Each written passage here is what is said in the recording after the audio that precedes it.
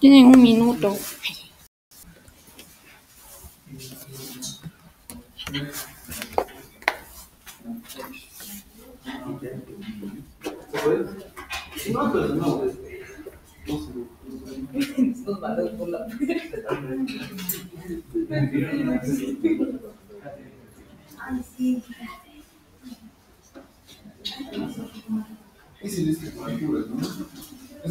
4.4, el 4.4. El 4.4.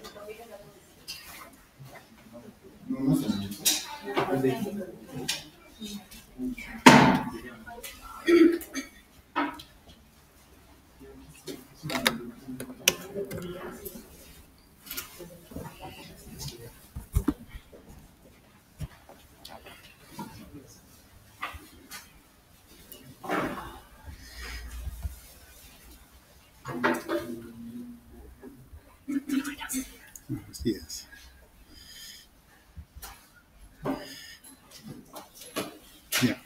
Ya 7:15. Cierra la puerta.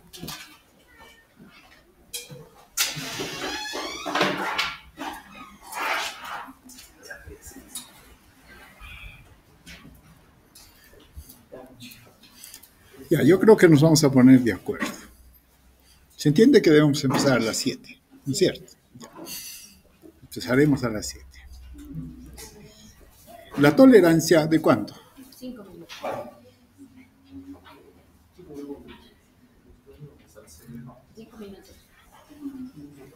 ¿Están de acuerdo? ¿5 minutos? Ya, 5 minutos. ¿Qué significa? De que no es que en 5 minutos empezamos a las 7, solo quedamos 5 minutos para que ingresen, ¿no? Ya se acomoden. Eso vamos a hacer entonces. ¿Listo? Muy bien. Y otra cosa, si tienen que hacer coordinaciones por sus trabajos, qué sé yo, yo creo que eso lo hacen antes, ¿no es cierto? Antes de ingresar. Porque también si es mucha la prisa que tienen para hacer su trabajo, yo les he dicho que la clase es libre, o sea, el que desea viene, el que no hay ningún problema, ¿no? Entonces, en ese caso es solo de ustedes que deciden, ¿no? Para que no tengan ningún problema en cumplir sus tareas, sus trabajos y también asistir a clases.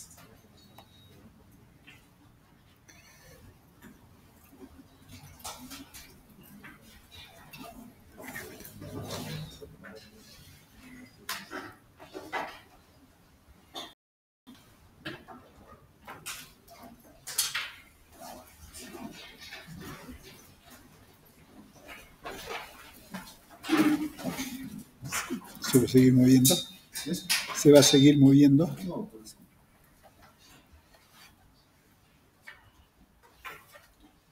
Listo.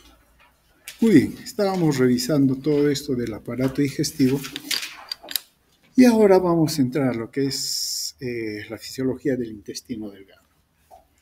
Bueno, hay muchas cosas que ustedes ya saben, ¿no? Ya sabemos, ¿no? Que el intestino delgado es un tubo y etcétera, etcétera. Está formado por 3 partes, el duodeno, yeyuno y el ilion, ¿no?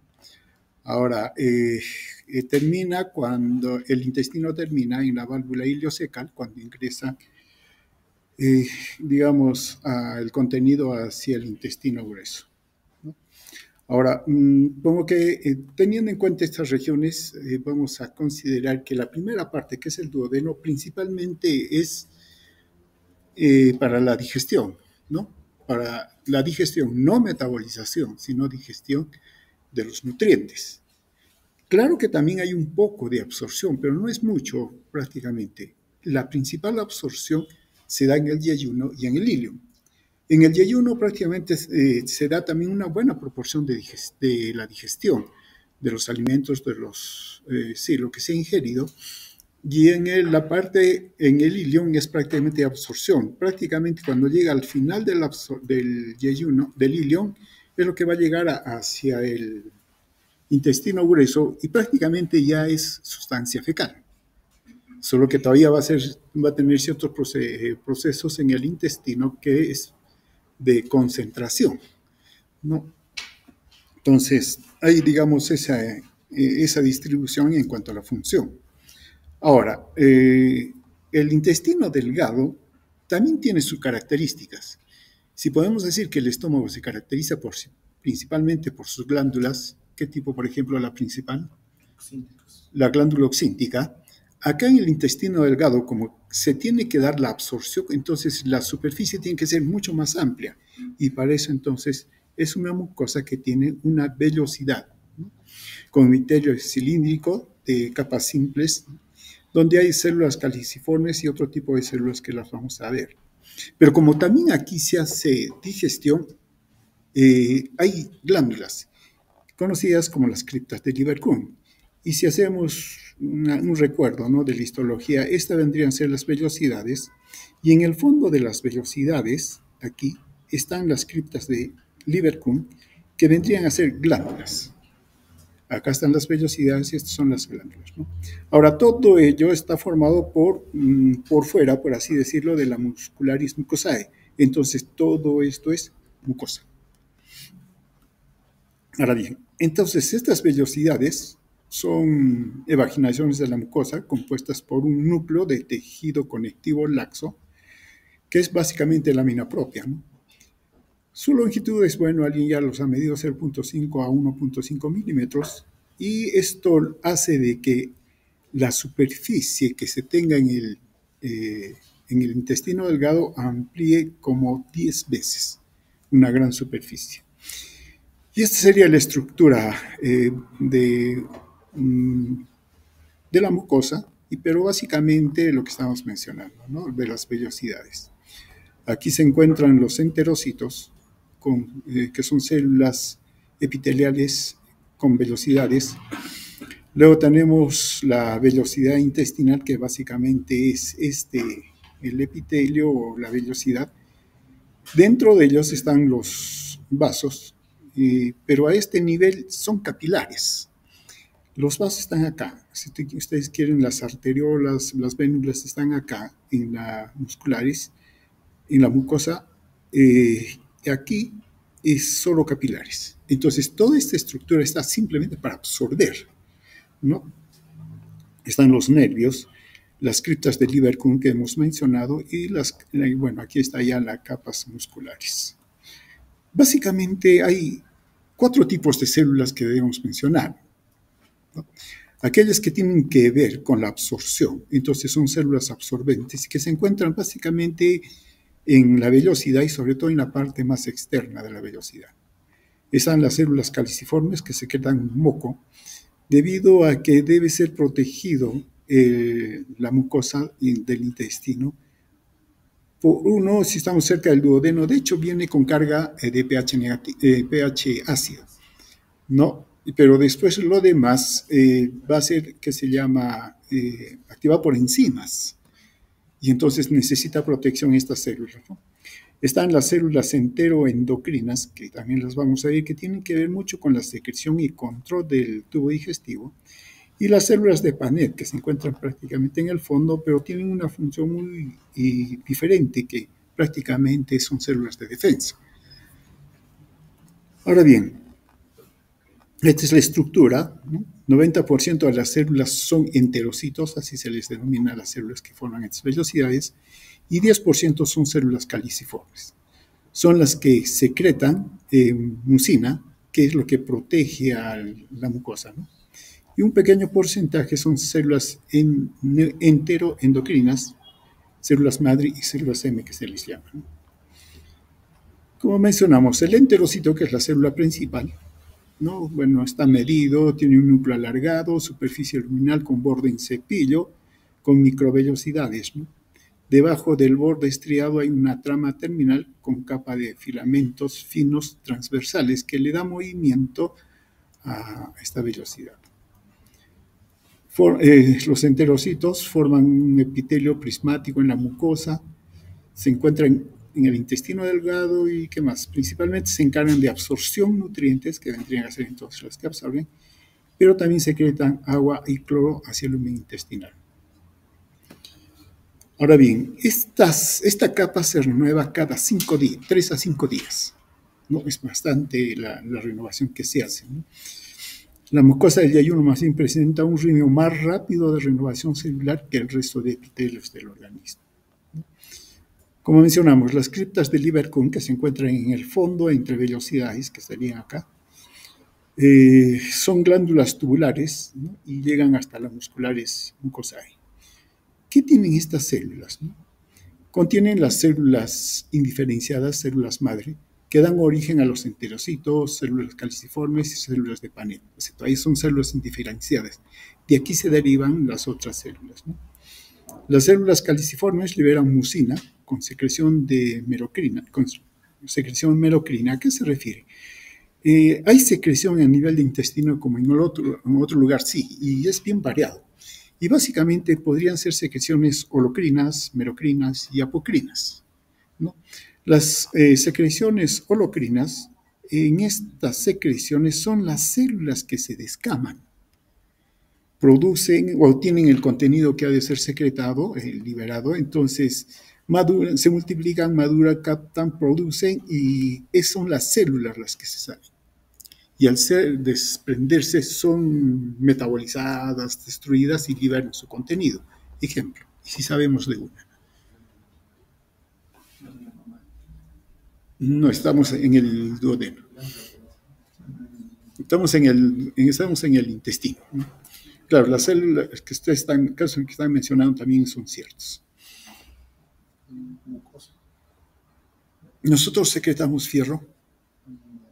No, no secretamos fierro. Tampoco hay ningún mecanismo de eliminación del fierro. Si por sí, entre comillas, tuviéramos fierro en exceso en el organismo, no lo eliminamos. ¿O lo eliminamos? No, no hay sistema. ¿Pero qué nos puede pasar? Ya van a dar el examen. Ya han debido repasar todo lo que es hematología. ¿Qué pasa cuando hay demasiado fierro en el organismo? Doctor, una forma de mencionar es la hemosiderina. Hemosiderosis. Claro. ¿Y dónde se acumulan? Pero en qué, principalmente en hígado. Entonces ahí tenemos todo un problema. Pero en el caso del intestino se absorbe el fierro, pero si la hepsidina ha salido porque dicen no hay demasiado fierro, entonces queda. Y el enterocito se desprende y se va con el fierro.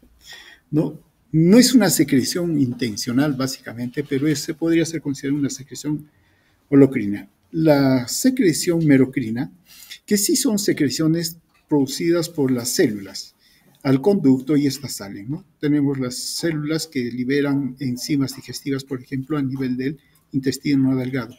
El páncreas también podría ser un ejemplo, ¿no? Y las apocrinas son secreciones, ¿no?, con parte del citoplasma, ¿no?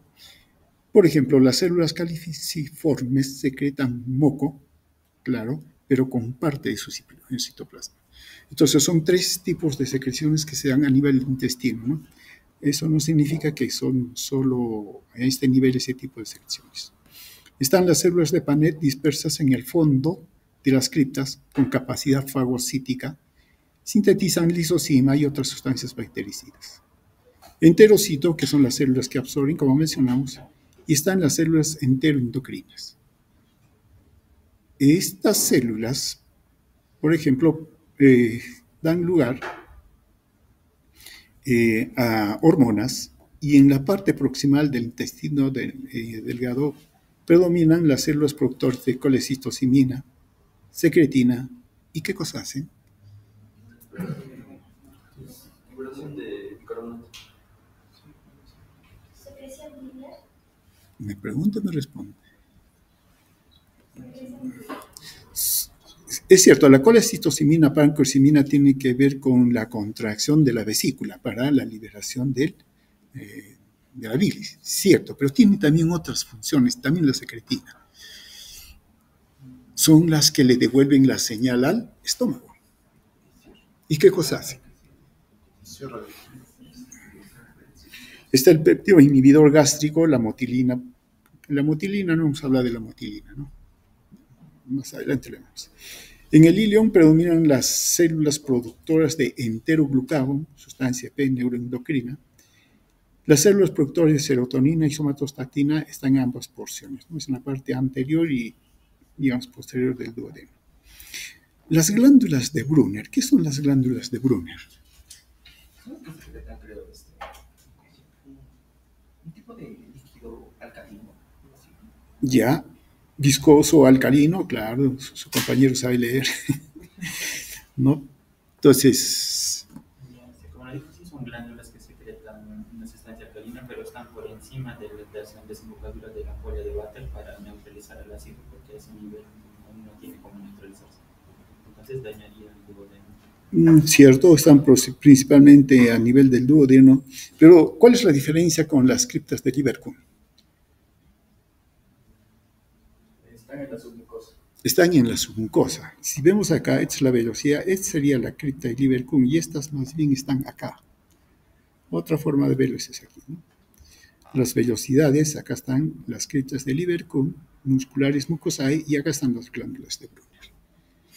Y como su compañero, ¿no? Mencionó, ¿qué es lo que secretan? Un líquido claro, viscoso, alcalino de un pH de 8.2 a 9.3. Entonces, básicamente son las que dan la alcalinidad al contenido del intestino, ¿no? Estimulan también la producción de ácido clorhídrico, secretina y colecistocinina. Ahora bien, las células enteroendocrinas son un tipo de célula que contienen o secretan un solo tipo de hormonas. Y miren, la cantidad de hormonas consideradas involucradas que tienen que ver con la función intestinal. Serotonina, somatostatina, colecistocimina, glucagón, glicentina, gastrina, motilina, secretina, neurotensina, sustancia P, polipéptido gástrico, endorfina B.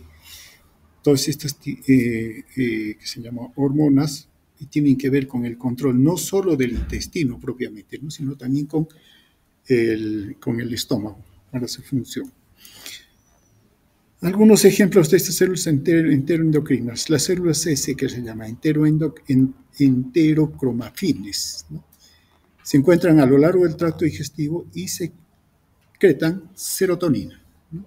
Que estimula el peristaltismo gastrointestinal. Las células D, productores de somatostatina, con acción paracrina inhiben la motilidad intestinal. Las células G, productoras de gastrina, escasas en el duodeno y glándulas de Brunner, ¿no?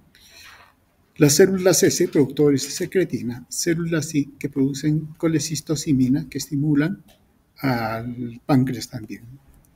Entonces, miren, estas células tienen varias secreciones, pero hay que mencionar, ¿no? Estas secreciones no se dan por una sola célula simultáneamente, sino que hay una célula encargada de secretar cada una de ellas, ¿no? En particular.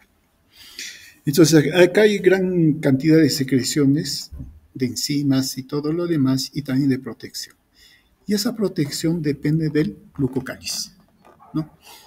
El glucocáliz no son sino filamentos de las microbiosidades que constituyen una cubierta o superficie, ¿no? La parte central es polipéptica, con cadena lateral de glucoproteínas, ¿no? Y es parte del plasmalema. ¿Qué es el plasmalema?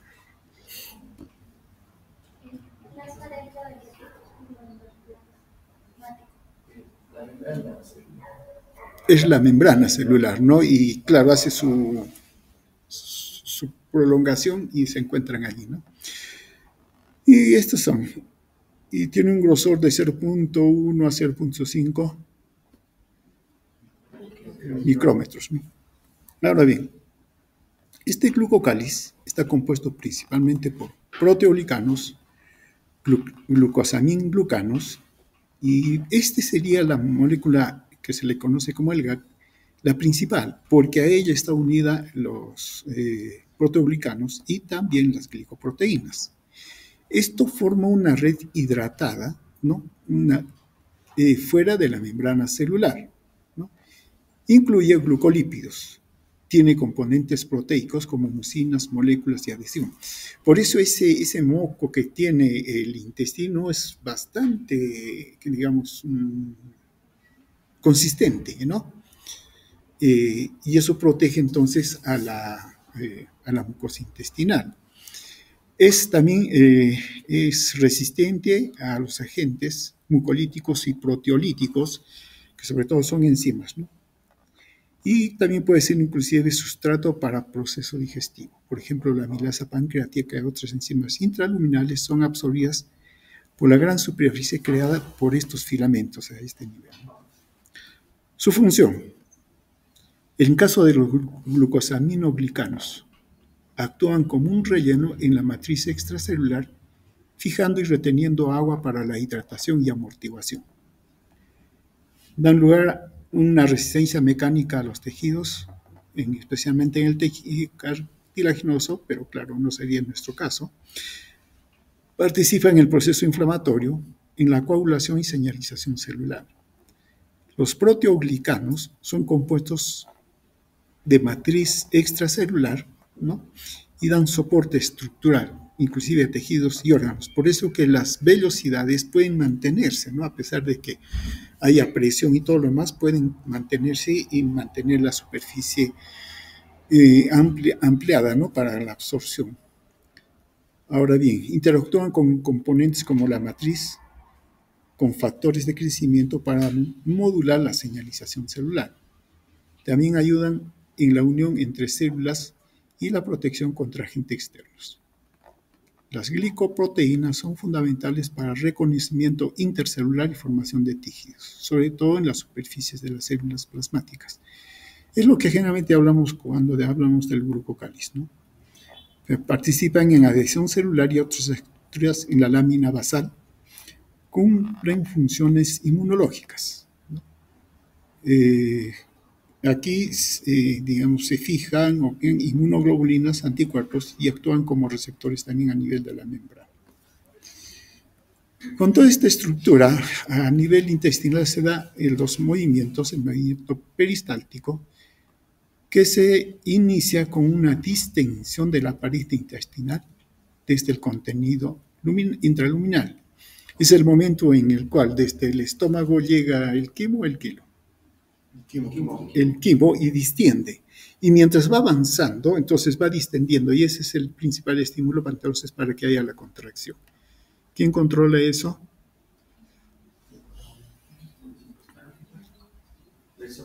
El plexo mientérico, ¿no? Entonces, eso permite el avance. Y como hay secreciones, entonces empieza la acción del líquido pancreático, que está cargado de enzimas, la bilis, y del propio líquido intestinal, que actúa sobre, y acá nos ponen el quilo. Hay toda una discusión. Otros dicen que el quilo no existe, pero bueno, pero sí existe. ¿Y en dónde existe? Cuando los vasos linfáticos absorben las grasas y eso pasa a los vasos linfáticos. En los vasos linfáticos, ahí sí todo el mundo reconoce que ese es el kilo. La discusión dice si hay o no en la luz intestinal, pero lo que es cierto, ¿no? El kilo, una vez que ha salido del estómago, va a ser procesado. Llamémosle kilo, como algunos autores o no, pero finalmente va a ser procesado el kilo. Ahora bien, acá el líquido pancreático va a aportar las enzimas para la metabolización, la degradación de carbohidratos, lípidos, proenzimas, ¿no? En sus componentes estructurales más pequeños, ¿no? El líquido intestinal aporta enzimas que continúan con la degradación de las proteínas, ¿no? La bilis sirve para emulsionar las grasas, producir triglicéridos y ácidos grasos. Entonces, como que aquí hay una cosa que hay que considerar. Si hablamos de los carbohidratos, entonces tiene que haber una degradación por parte principalmente del jugo pancreático. Pero la finalización y convertirlo en unidades estructurales como glucosa, fructosa, galactosa, corresponde a las enzimas que se encuentran en el intestino y que son producidas a ese nivel. Ellas no pueden degradar los carbohidratos o almidones que entran complejos, no lo pueden hacer. Necesitan del jugo pancreático, ¿no? Y ahí es donde actúa el páncreas. Pero la absorción final ya le corresponde a la mucosa intestinal, ¿no? De ahí que tenga que tener sus propias enzimas. Y la bilis, más bien, serviría de algo similar, ¿no? Permite la emulsificación de grasas, porque mientras la grasa esté, digamos, íntegra, las enzimas no pueden atacar. Entonces necesitan ser separadas y todo lo demás y emulsionadas, y eso libera triglicéridos y ácidos grasos para poder ser digeridos y absorbidos, ¿no? La digestión principalmente se da en el duodeno. En el yeyuno, en el ilio, va a haber secreciones también por parte de las células caliciformes, se crean moco. Esto lubrican y protegen las paredes, ¿no? Ahora bien, el enterocito vendría a ser la unidad funcional en el yeyuno y en el ilio. Miren, produce 1800 mililitros al día de líquido intestinal, con un pH que va de 7.5 a 8. Este líquido es rico en electrolitos, ¿no? Con una secreción activa de cloro y bicarbonato. Por eso que puede llegar a este pH, ¿no? La regulación en la secreción corre por cuenta del sistema nervioso entérico, que prácticamente está formado por el plexo de Auerbach y Meissner, ¿no? Acá está el kilo, y estímulos locales, ¿no? ¿Qué enzimas secreta el yeyuno del ilio, ¿no? Para los lípidos, la lipasa, para metabolizar grasas, glicerol y ácidos grasos, carbohidratos, maltasa, sacarasa, isomaltasa y lactasa, ¿no? Que va a doblar a disacáridos y a monosacáridos. Y en caso de las proteínas, aminopeptidasas y enteropeptidasas, para dar lugar a polipéptidos de aminoácidos pequeños. Y luego para empezar su absorción directamente, inclusive desde el duodeno, ¿no? Hay también una estructura que permite la asimilación, y son conocidas como las válvulas conniventes o glándulas de Kerckren, que se llaman, ¿no? No son sino esos pliegues que vemos en el intestino, ¿no? ¿Ustedes han comprado intestino? ¿Sí? Lo que sí vemos son las válvulas conniventes, eso vemos. Pero eso no son vellosidades. Hay que diferenciarlo. Las vellosidades, ¿quién lo hace?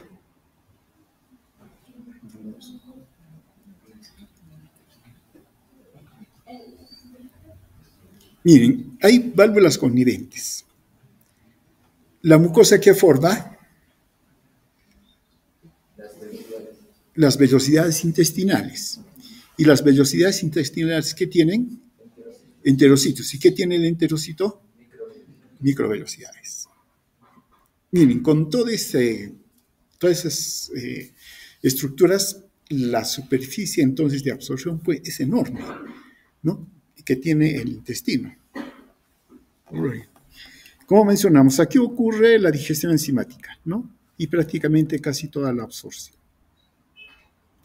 Miren, el tubo enrollado tiene 7 metros de longitud.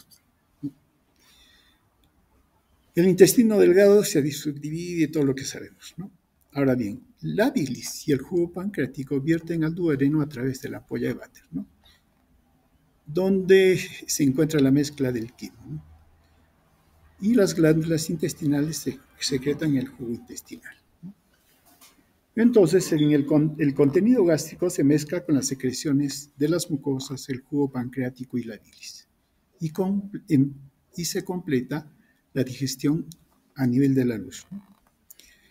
Los productos son absorbidos junto con parte de vitaminas, líquidos, todo lo demás, ¿no?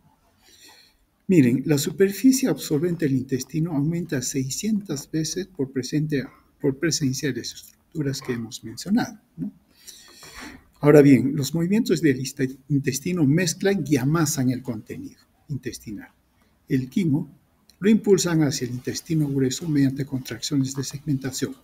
Entonces, acá están los dos movimientos que hemos descrito anteriormente, ¿no?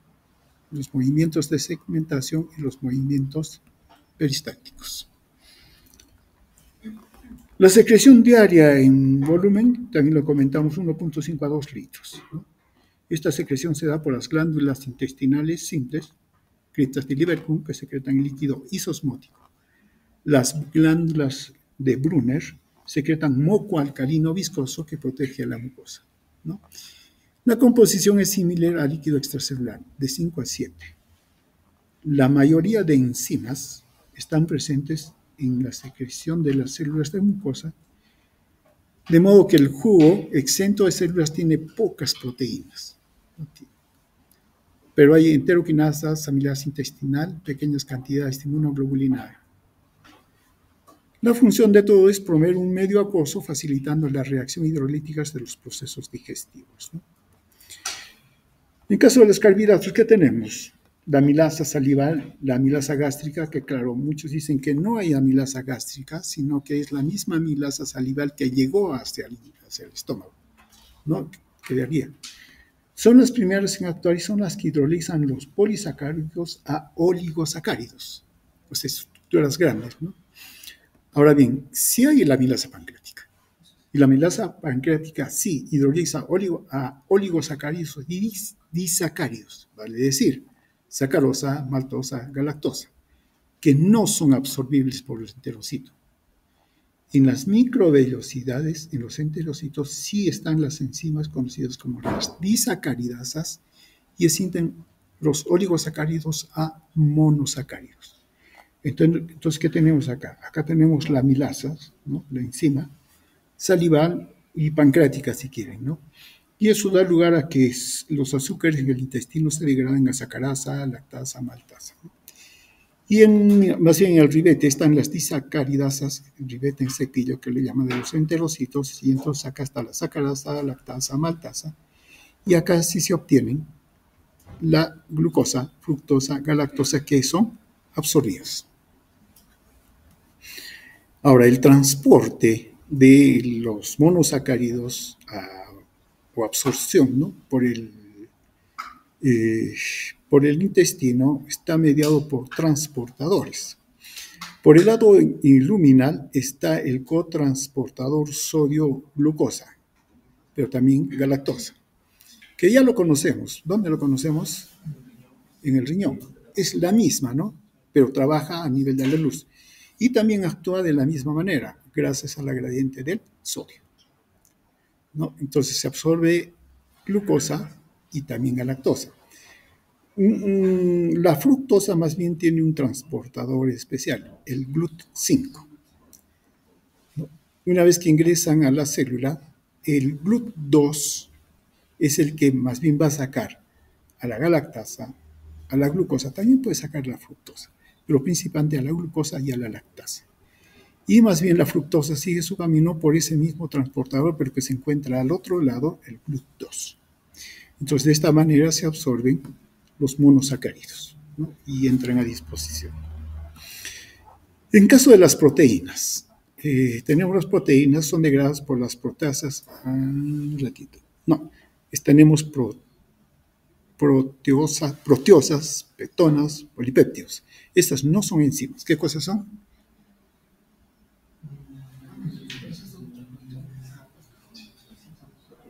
Cadenas peptídicas de bajo peso molecular. No son cadenas peptídicas. Las cadenas peptídicas ya fueron fraccionadas, ¿no? Y como fueron fraccionadas, tienen segmentos más pequeños. Estos son las proteosas, peptonas, polipéptidos. Claro, generalmente hablamos de polipéptidos, ¿no? Y esto es por acción de la pepsina. Una vez que estas ya están listas, entonces la tripsina, quimiotripsina, elastasa, carbopexidasa, que se producen por el páncreas, ¿no? Entonces degradan y se tiene ditripolipéptidos y aminoácidos. Y eso, los aminoácidos son absorbidos, ¿no?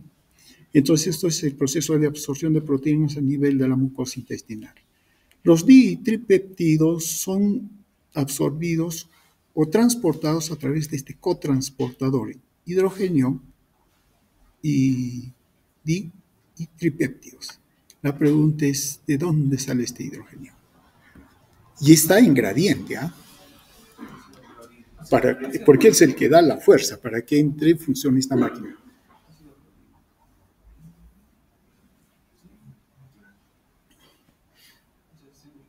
Acordémonos, si estamos hablando de secreción pancreática, ¿dónde estamos?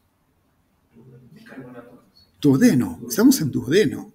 Y en el duodeno le ha entrado la carga que ha venido del estómago, el quimo, y que sí tiene carga ácida.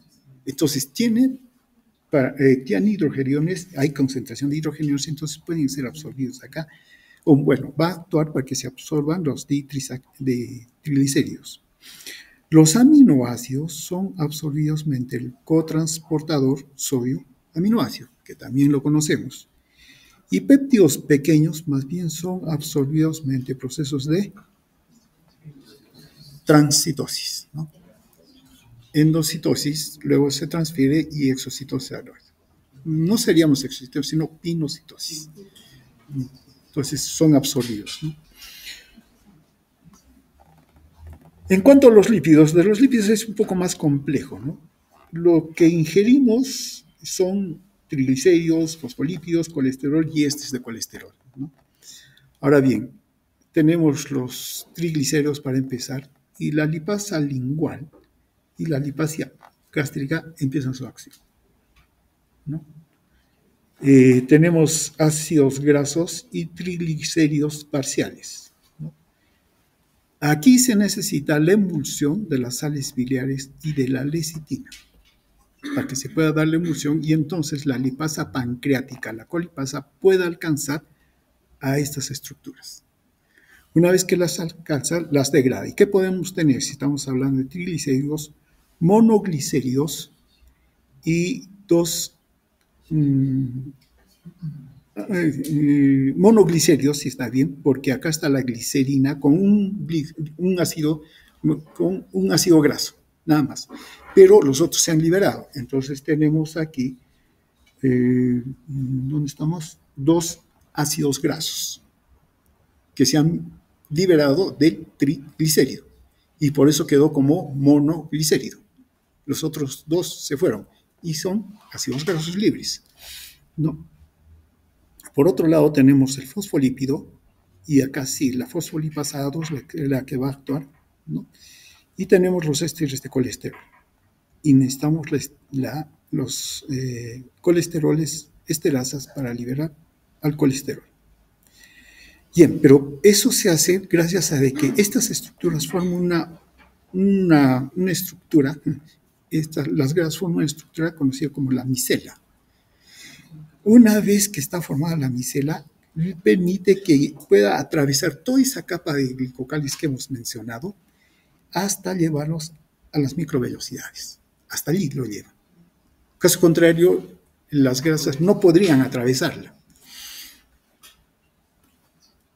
Entonces, las micelas solubilizan los lípidos, transportan las grasas a través de la capa inmóvil que es el glucocáliz y ponen en contacto los lípidos con la membrana de los enterocitos. Las micelas están libres en la luz intestinal, ¿no?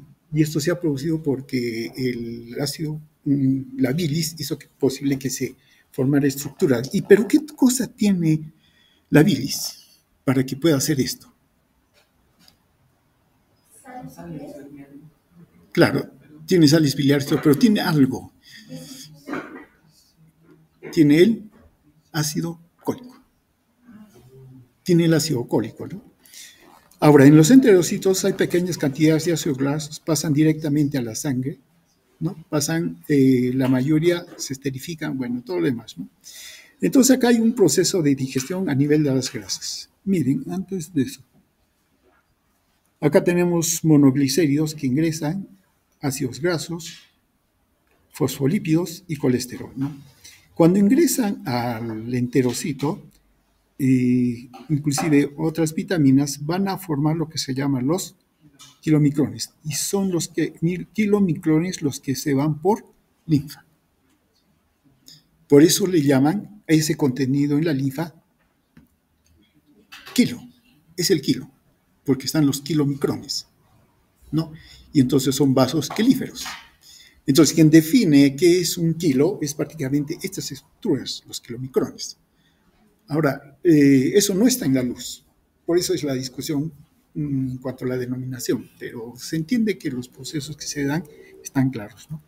Tenemos el proceso de digestión de las grasas, la emulsificación primero, la bilis emulsifica las grasas en pequeñas gotitas, luego viene la digestión enzimática de las lipasas por las lipasas pancreáticas que descomponen las grasas a ácidos grasos y monoglicéridos. Se forman las micelas, ¿no?, con las sales biliares, ¿no?, y los ácidos grasos. Esto es transportado y absorbido por las micelas por transporte de lípidos a los enterocitos y allí son absorbidos. Y ya dentro de enterocitos son reempaquetados los lípidos y se ensamblan hacia los kilomicrones. Acá es lo principal. Miren, este es, ¿no? Acá está. Este es el ácido cólico. Bueno, acá está el ácido cólico, pero tiene una estructura especial. ¿Dónde está? Acá está el ácido clórico. Tiene dos extremos, ¿no? Un extremo o cara hidrófoba y otra cara hidrofílica. Entonces, esto permite que el ácido cólico rodee a las grasas que están adentro y se una a ellos con la cara hidrofóbica. Y más bien la cara hidrofílica queda hacia el exterior y eso le permite entonces disolverse, entre comillas, en el agua. Y disolverse también y poder pasar el mucocálix, ¿no? Porque es bastante hidratado. Entonces pueda pasar y llevarlo hasta la membrana del enterocito. Si no, las grasas no podrían pasar esa capa, ¿no? Listo, muy bien, hasta ahí ya tenemos, ¿no? Ahora, ¿hay control en la producción del mucus, que es una de las partes que nos interesa? Sí, un control hormonal, que es parcial en realidad, ¿no? Y esta secreción del mucus es en respuesta a gastrina, secretina, colecistocinina y a glucagón.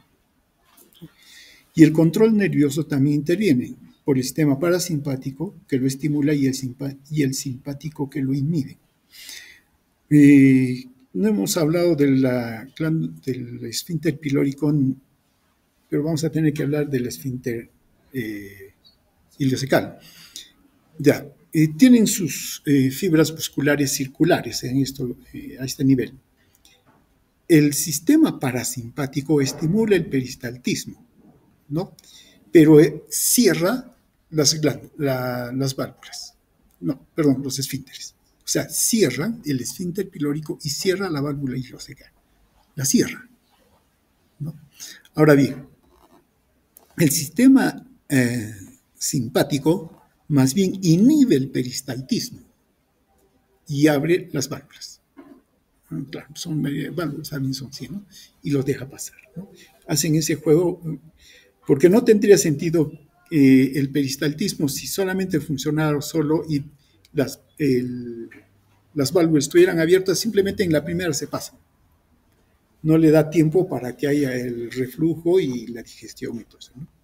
Ahora, el pasaje del quimo estimula la secreción por estímulos táctiles y químicos también, ¿no? Táctiles se refieren a presión y todo lo demás, ¿no? En esta parte, el intestino tiene estructuras de defensa, ¿no?, que son los nódulos linfáticos, ¿no?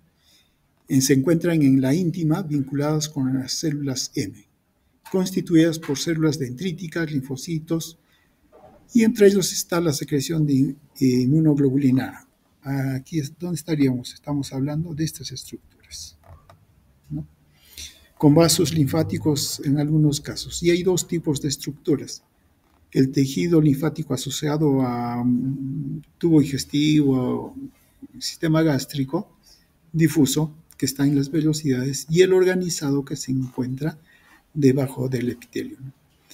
Ambos tienen que ver con los procesos de defensa. Lo principal de esto es que sí permiten de que, digamos, se tenga contacto con sustancias antigénicas que vienen en el contenido gracias a las células M y pueden ser presentados. Y entonces estos tejidos puedan organizar, producir entre ellas inmunoglobulinas, todo eso para defensa, para que no ingresen, ¿no? Ese es, digamos, uno de los mecanismos que tiene. A este nivel también lo que sucede es la producción de inmunoglobulina A, y que también nos protege para el ingreso de algunas toxinas y todo lo demás, ¿no? Lo dejamos esto a la inmunología. Y listo. Y ahora entramos al intestino grueso.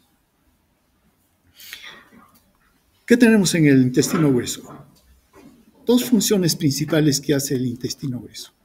absorción de líquidos y electrolitos y el almacenamiento de la materia fecal, ¿no? La primera parte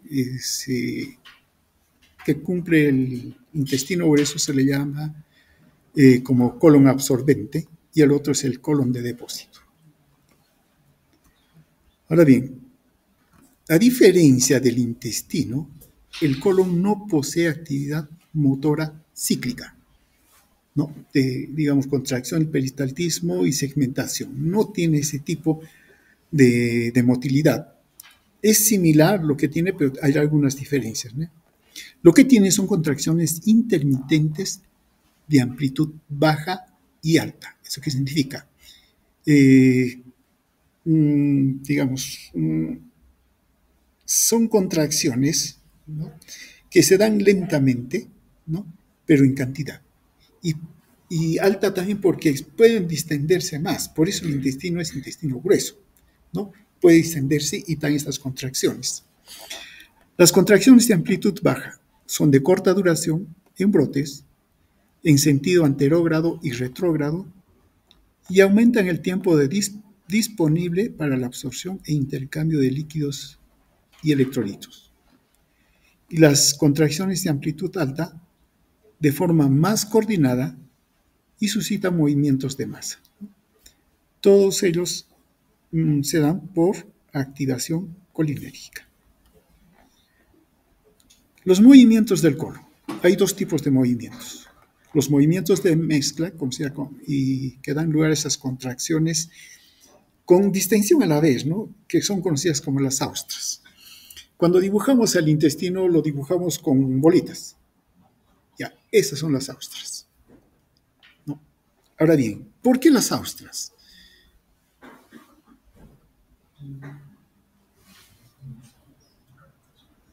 Porque a diferencia del intestino delgado, que sus células musculares longitudinales están en toda la pared, en el intestino grueso no.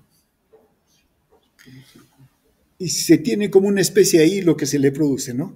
Es que se está graficando las fibras musculares longitudinales.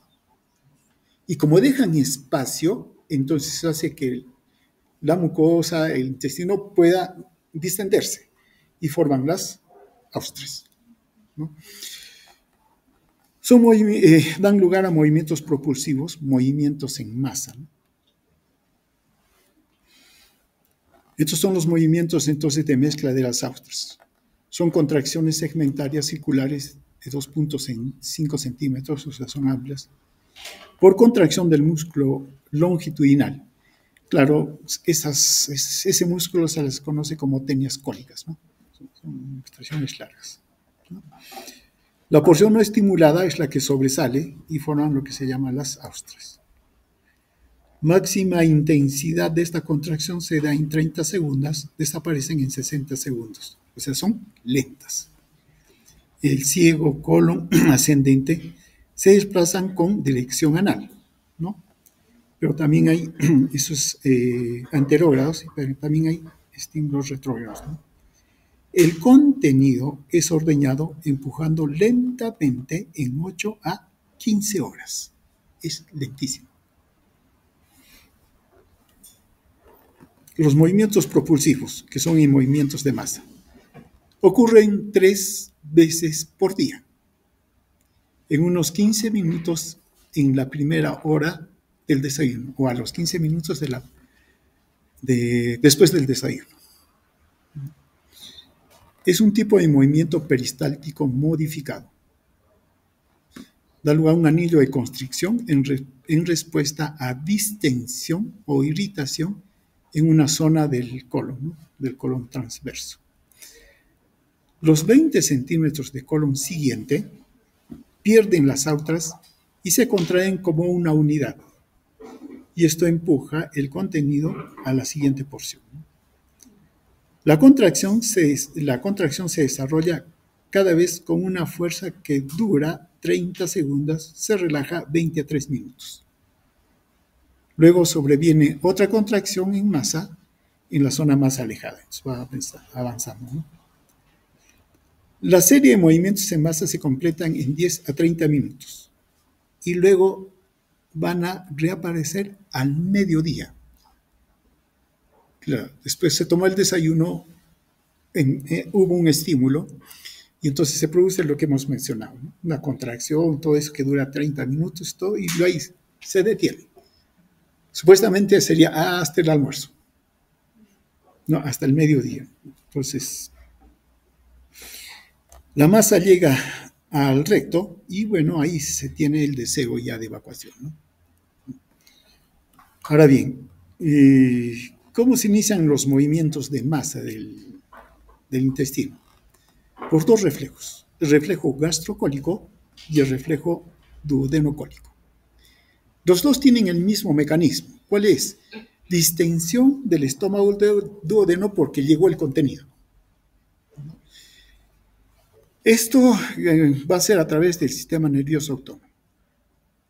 Como estamos a este nivel, participa el sistema simpático con... ¿Qué fibras son estas? Torácicas nivel 5-6 y lumbar 2-3, ¿no? Que eso va al plexo preaórtico, ¿no? Está el sistema parasimpático con el vago y los segmentos S2 y S4 sacros. Listo. Entonces, estos son los que van a provocar estos estímulos y la irritación de la mucosa. Entonces, cuando ingresa al estómago el contenido, esa distensión, entonces va a venir a través del sistema parasimpático estimulando, a través de estos dos niveles, ¿no? Y empieza. Eso es mecánico, o sea, no mecánico, no, eso está programado. Solo que nosotros obtenemos un hábito. Por ejemplo, hacer la evacuación todo una vez al día, depende del hábito de la persona. Y entonces este reflejo, en buena cuenta, lo controlamos. Pero no así, por ejemplo, los bebés, los lactantes. Toman su leche y prácticamente al momento lo están haciendo, ¿no? Ya, pero conforme va desarrollando, estos reflejos se van controlando, ¿no? Ahora, cuando llega un contenido irritativo al que se llama, sea al estómago, al duodeno y aún al intestino grueso, este reflejo se exacerba. Y entonces ahí es donde uno tiene que correr, ¿no? Ahora, puede ser tan intenso que viene la contracción y es como si fuera que estuviéramos haciendo fuerza. Eso le llaman pujo. Pero siente una contracción refleja que cierra y hasta es doloroso. Y eso lo llaman pujo y tenesmo. Eso se da cuando hay una irritación intensa en el intestino que desencadena este reflejo. Usualmente es, digamos, suave, lento y que nos ayuda, nos programa la evacuación, ¿no? Pero cuando ya hay más bien irritación, alguna cuestión patológica, se incrementa y tenemos lo que mencionamos, pujo y tenesmo, ¿no? Que hay que correr, ¿no? Prácticamente el paciente corre a evacuar.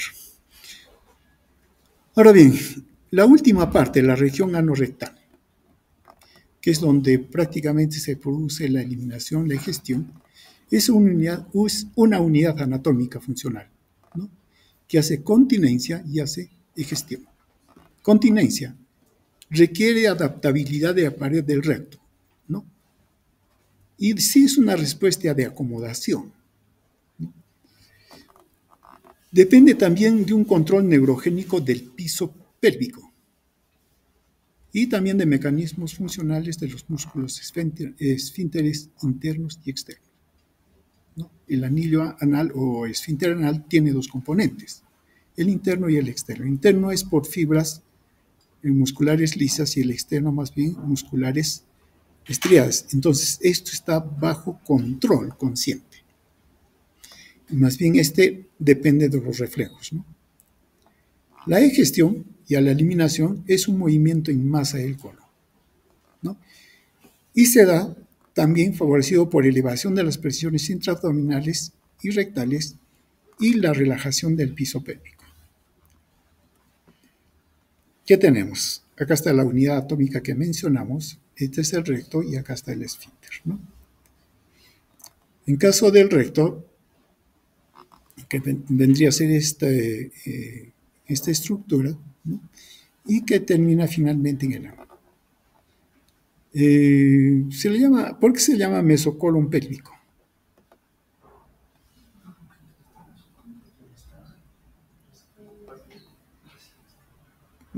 Todo esto, ¿no? Es el mesocolon pélvico que se le llama, ¿no?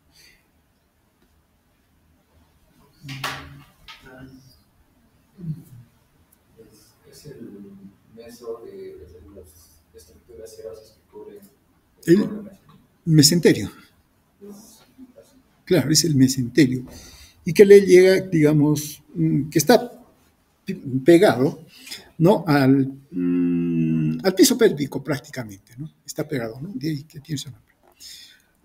Y está el anillo anal o los esfínteres anales. El interno, formado por músculo liso circular, inervación involuntaria. El simpático deriva del plexo preaórtico, plexo hipogástrico y plexo pélvico, ¿no? Y el parasimpático, los niveles sacro 2 y 4, ¿no? Son los que van a dar lugar a contracción. Y el parasimpático hace la contracción. Si el parasimpático actúa para la contracción, el simpático debe ser inhibido. Porque si no es inhibido, el simpático cierra y habría una lucha. Por eso que en situaciones de estrés extremas, entonces todo se cierra, ¿no es cierto? Y se pelea, se corre, lo que ustedes quieran. Pero si hay alguna alteración neuronal, el simpático no cierra. Y en algunas enfermedades, inclusive de estrés, alteraciones mentales, se sueltan. Y ahí vienen los problemas, ¿no? Entonces, una persona que en situación de estrés no pueda contener, algo está pasando, ¿no? Que no puede hacer esta coordinación, porque el parasimpático se activa y, digamos, contrae, pero el simpático debió actuar también cerrando, pero no lo hace. El esfínter externo está formado por músculo elevador del ano, ¿no? La porción puborectal, en un ángulo rectal de 80 a 100 grados, inervación por el nervio pudendo y sacro 4 que están aquí, ¿no? Ahora bien, este efecto que a nivel de la ampolla rectal, bajo control del esfínter, eso lo vamos adquiriendo de manera también, digamos, por el hábito intestinal. Entonces se va controlando. Esto más bien sí es porque se llama, también lo podemos controlar, pero ya voluntariamente. Cuando controlamos es por este esfínter externo, porque este otro, si bien puede tener un hábito, no lo podemos controlar, ¿no? Depende, como digo, del hábito que se ha formado para que ellos actúen. Este sí es el que nos permite hacer un control, ¿no? Ahora bien, el reflejo de la defecación viene por dos reflejos, ¿no? Un reflejo intrínseco, donde actúa el plexo mientérico, con ondas peristálticas en el colon descendente, sigma y el recto, ¿no? Y relajan el esfínter interno. El reflejo parasimpático de la defecación también da lugar a efectos en las señales aferentes primero. Una inspiración, por ejemplo, cierre de la glotis, contracciones de los músculos, ¿no? Y eso desencadena la acción sobre la ampolla rectal, entonces viene la contracción. Eso por el efecto simpático o parasimpático. Y el simpático queda detenido, entonces viene la evacuación, ¿no? Lo que sucede. Ahora, el contenido de la ampolla rectal, mencionábamos adelante que tiene un mecanismo de continencia o acomodación. ¿Qué significa? Si llega el contenido acá, ¿no? A través del intestino prácticamente de grueso se absorbió todo el líquido electrolítico, si se concentró, ¿no? Y entonces la sustancia fecal ya está concentrada todo. ¿Y podemos contenerlo? Sí, se puede contener. Pero ¿qué va a ir sucediendo? Que la ampolla rectal, como acomoda, va creciendo. Sí, y sí puede contenerlo, ¿no? Pero va a llegar un momento en que se ha distendido tanto que luego es más difícil la evacuación. Y mientras más tiempo permanezca, la concentración de las heces es mayor y se solidifican. Pueden llegar hasta formar heces bien concentradas que se le llaman coprolitos, no coprolitos, ¿cómo se llaman? Fecalomas, ¿no? Y son duros y es difícil de evacuar. Ahora, eso digamos cuando uno por X circunstancias se controla, ¿no? Y entonces permite que vaya distendiéndose. Por otro lado, el estímulo para que se contraiga, mencionamos, era justamente el contenido y eso hace que se contraiga como reflejo. Entonces, debe haber un contenido ahí. ¿Y quién propicia eso? Y no solamente en la ampolla rectal, sino desde el colon, las fibras. Debe llegar fibras al intestino. ¿Para qué? Para que esas fibras atraigan agua y tengan cierto volumen para que luego puedan despertarse la contracción y puedan ser evacuados. Si no hay fibras, no se da. Por eso las dietas libres de fibra, claro, nos aportan los nutrientes que queremos, pero nos arruinan el intestino grueso. Porque no le dan los elementos necesarios para que funcione. Entonces, de hecho, hay que tener fibras, ¿no? ¿Y dónde encontramos las fibras?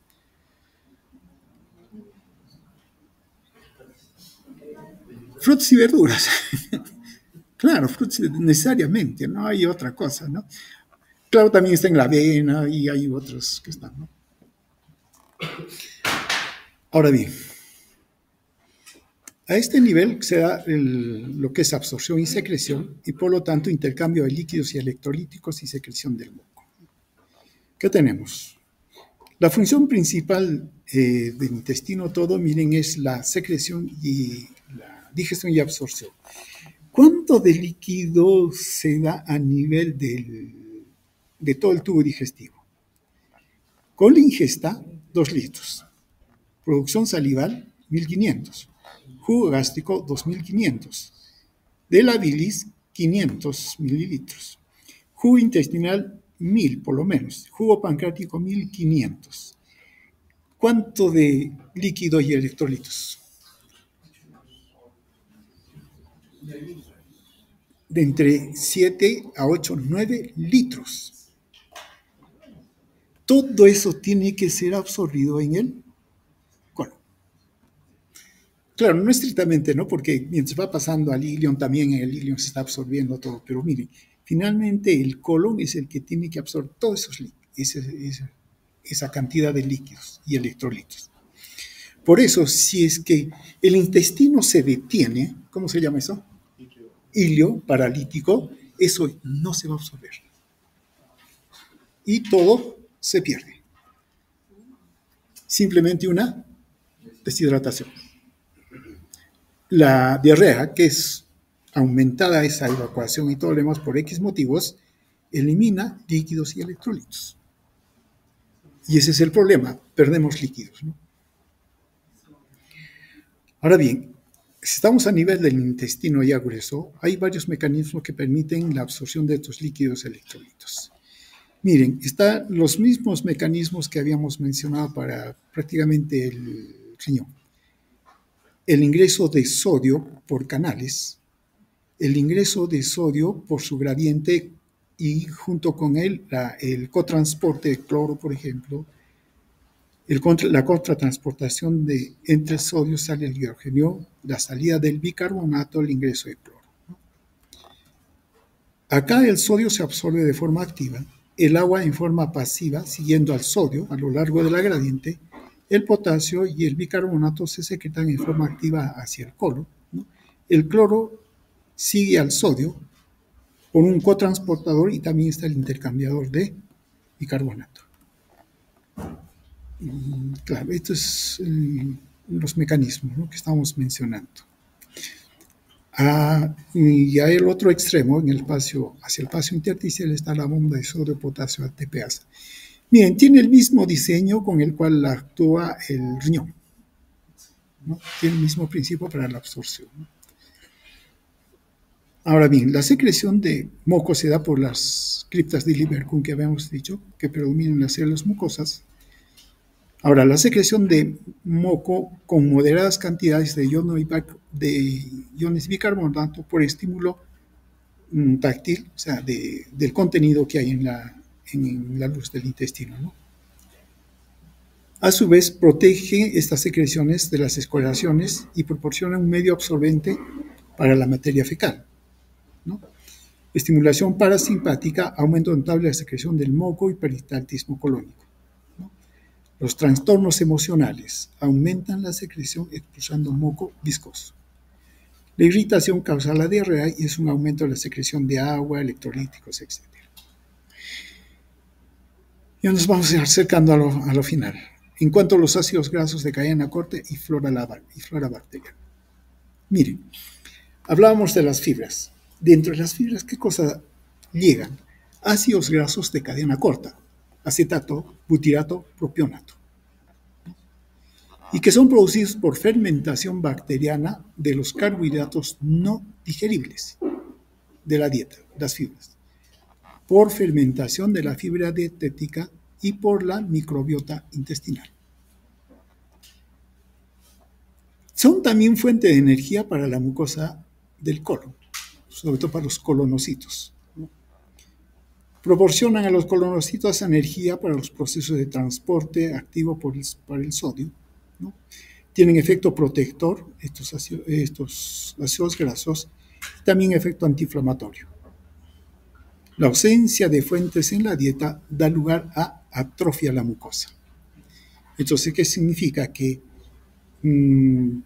aparte de que pueden ser un colon distendido, todo por la falta del estímulo, todo, la mucosa se atrofia, que trae como resultado dificultad en la absorción, ¿no? Y varios nutrientes que se quiere van a quedarse. ¿Qué propiedades tienen estos ácidos grasos que hemos mencionado? Emulsificación de la absorción de agua y sodio. Son sustratos energéticos para la mucosa colónica. Estimulan la proliferación y diferenciación de los colonocitos. Poseen actividad antitumoral. Incrementan el flujo sanguíneo mucoso. Estimulan la liberación de enterohormonas. Previenen la proliferación de microorganismos patógenos, contribuyen a la regeneración energética y síntesis de glutamina. ¿Conocemos a la glutamina? A este nivel también la glutamina tiene su función. En cuanto a la flora bacteriana, 30% del peso fecal le corresponde a la flora bacteriana. Predominan gérmenes anaerobios, bacteroides, Clostridium, en estas cantidades, ¿no?, por mililitro. Escherichia coli es el anaerobio más común. Cuando se quiere evaluar si es que el agua está contaminada con heces, ¿qué prueba se hace? La prueba de los coliformes. Y entonces se dosa o se busca Escherichia coli. Esta flora es esencial para el metabolismo de carbohidratos, celulasa y proteínas a nivel del colon. Participa en el metabolismo de la bilirrubina, ácidos biliares, estrógenos. Es necesario para la producción de vitamina K, vitamina B12, tiamina, riboflavina. Y suprime la aparición de gérmenes patógenos como Clostridium difficile, ¿no?, que tiene, esta flora puede ser un peligro porque tiene una alta carga bacteriana y alto riesgo de infecciones graves. Aquí se consideran dos grupos de bacterias, ¿no? Las que vienen a ser buenas, las saprofitas, donde están estas otras células como las bifidobacterias, que junto con las levaduras forman los probióticos. Esta es la Escherichia coli, que a este nivel sí tiene un efecto que se llama benéfico porque es responsable de la producción de la vitamina K2, ¿no? Pero mientras Escherichia coli permanezca en la luz del intestino no pasa nada, sobre todo ilio, intestino grueso, no pasa nada. pero si sale afuera a la cavidad peritoneal, es terrible. Es la que causa la sepsis. El peritonitis, todo. No es la única, ¿no? Pero, entonces, fuera de su lugar, Escherichia coli es bien agresiva, pero dentro del intestino cumple su función, ¿no? Y es parte de la flora. Están los lactobacillus también, ¿no?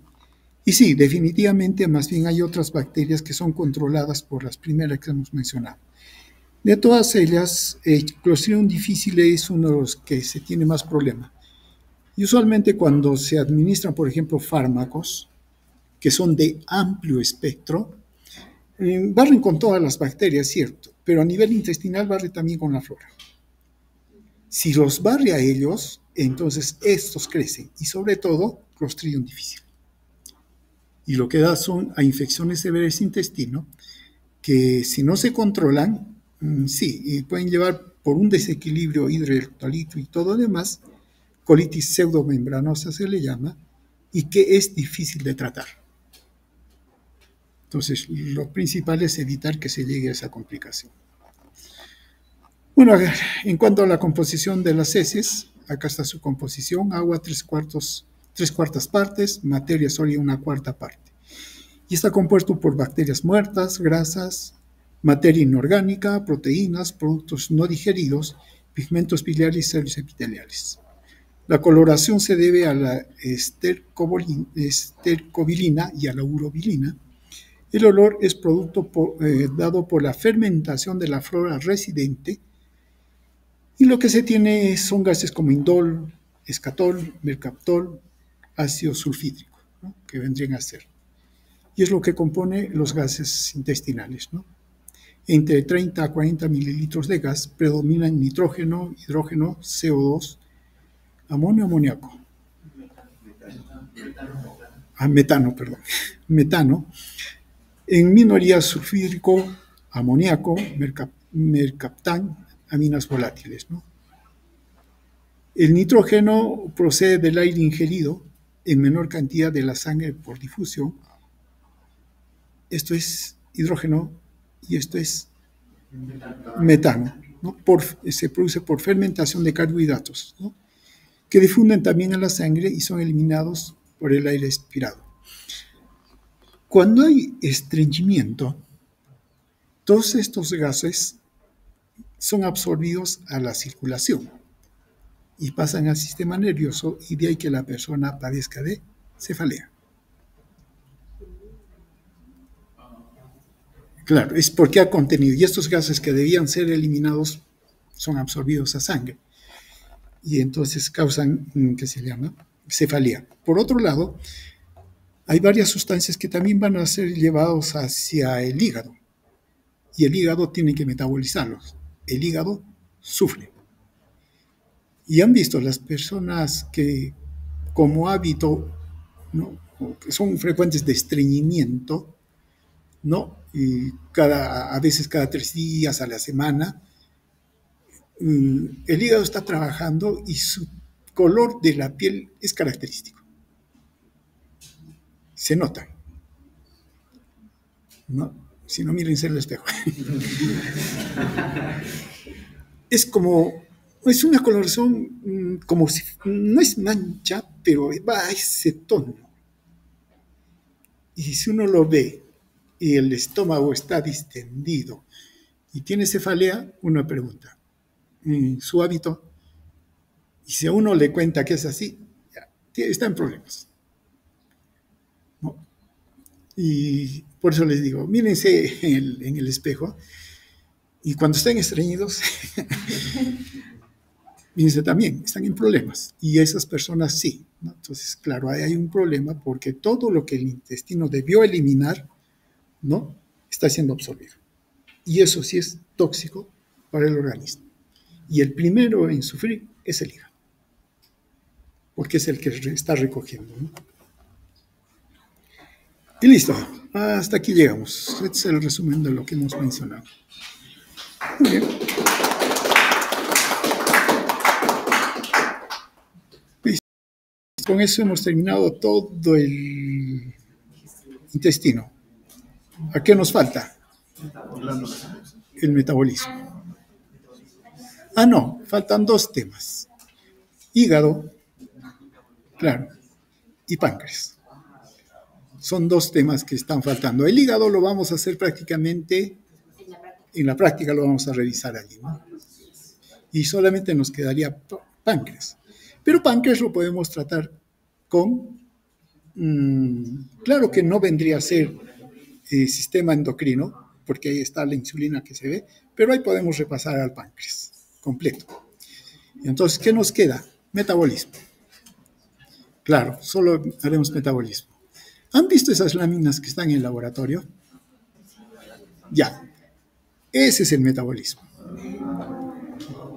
Toda esa visión es el metabolismo. Por eso en ese entonces sus compañeros hicieron esas láminas, ¿no? ¿Ustedes qué van a hacer? Yo me pregunto. No, pero por lo pronto vean esas láminas. Para ver metabolismo, lo que básicamente se tiene que tomar en cuenta y bien claro es toda la metabolización de la glucosa hasta CO2. ¿Qué estamos hablando? Absorción de glucosa, ¿no? Una vez que se absorbe glucosa a nivel del hígado, o se almacena glucógeno o se utiliza vía glicolítica hasta obtener piruvato. Si estamos en la vía anaeróbica, lactato. Si no, piruvato, ¿a dónde pasa? Pasa al ciclo de Krebs. Y se da toda la vuelta del ciclo de Krebs. Listo. Y del ciclo de Krebs, ¿qué cosa tenemos? ATP, muy poco. NAD, FDA, NADH, ¿y eso a dónde va? Cadena respiratoria. Y cadena respiratoria, la gradiente de hidrogeniones y hace funcionar a la ATPasa. Y tenemos ATP. Y sale el ATP. ¿Dónde estamos? Cámara externa de la mitocondria. Y salimos afuera, ya. Ese es el camino. Pero hay el otro camino que es más bien de regreso. ¿Cierto? Muy bien. Necesitamos nueva glucosa. ¿De dónde lo obtenemos? Por gluconeogénesis. ¿De dónde se obtiene?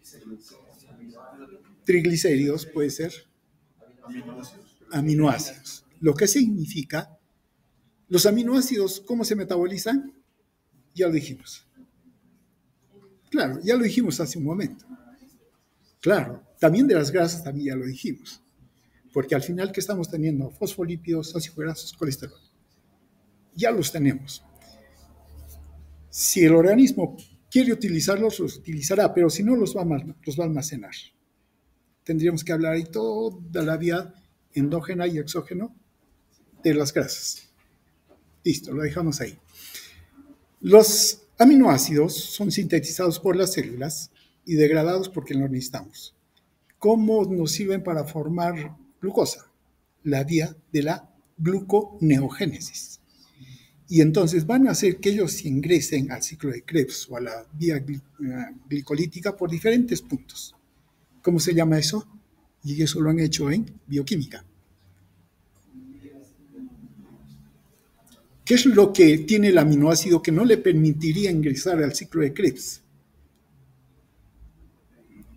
Tiene que sacarlo.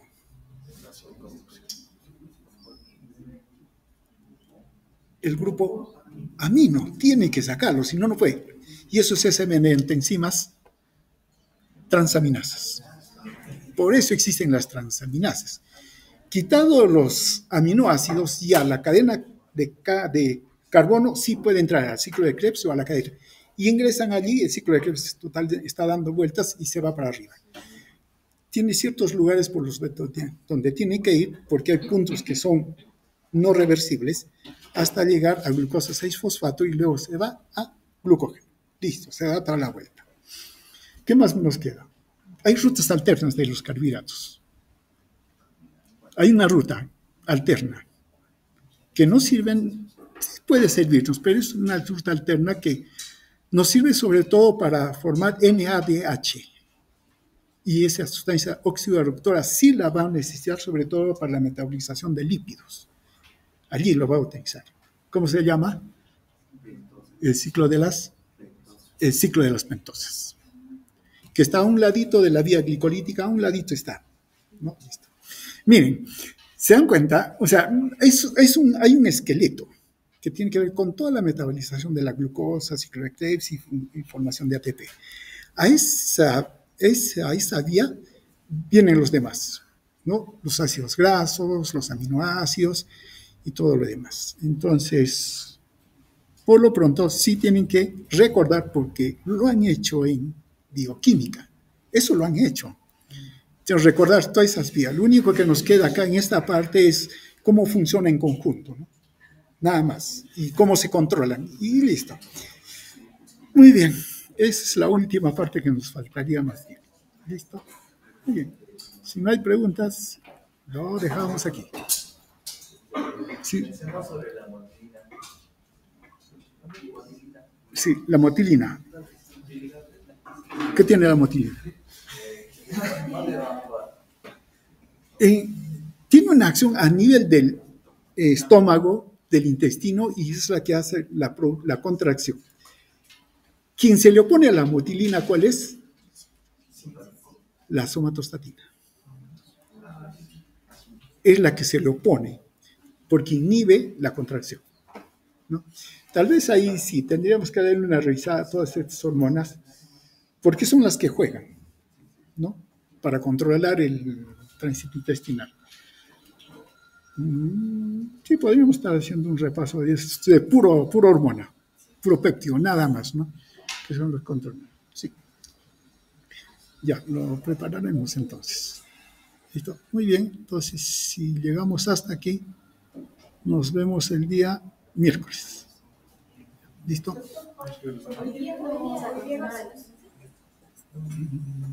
No, pero es que ya lo terminé.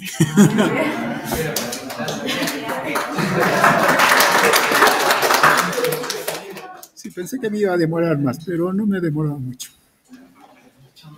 Listo, ahora sí más bien tienen para trabajar, tienen su trabajo, tienen el otro trabajo, así es que aprovechen.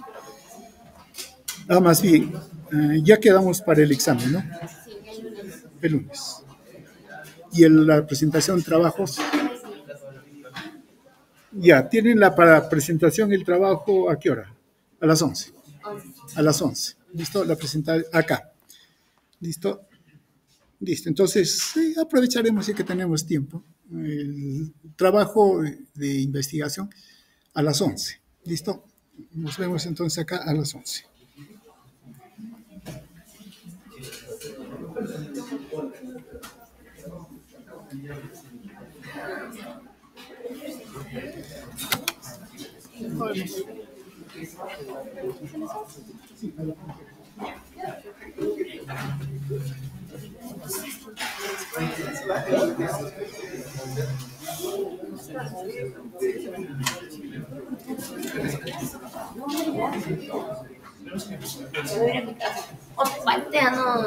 ¿Dónde están? Están fallando. Pero ya está listo para el copy paste.